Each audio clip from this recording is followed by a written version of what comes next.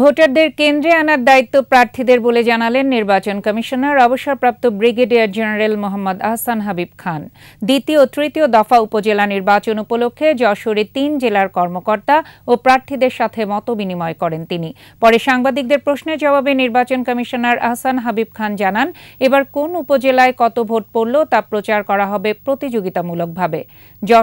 সভায় যশোর, মাগুরা ও নড়াইল জেলার নির্বাচন কর্মকর্তা, আইন শৃঙ্খলা রক্ষাকারী বাহিনীর কর্মকর্তা ও প্রার্থীরা উপস্থিত ছিলেন। ওয়ালটন ফ্রিজ কিনে অনেকের মতো আপনিও হয়ে যেতে পারেন মিলেনিয়াল। সেরা পণ্যের সেরা অফার।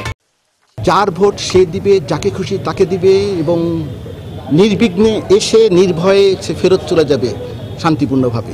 এই পরিবেশ আমরা সৃষ্টি করব। দেখেন, কথা যা বলি তাই করি এবং আপনারা প্রথমে বললেন আপনার আগের থেকে আমরা, সুতরাং আমরা উন্নতির দিকে আস্তে আস্তে আগাচ্ছি। ইনশাল্লাহ একদিন আমাদের যশোর না, বাংলাদেশের ইলেকশন অন্য দেশের জন্য রোল মডেল হবে।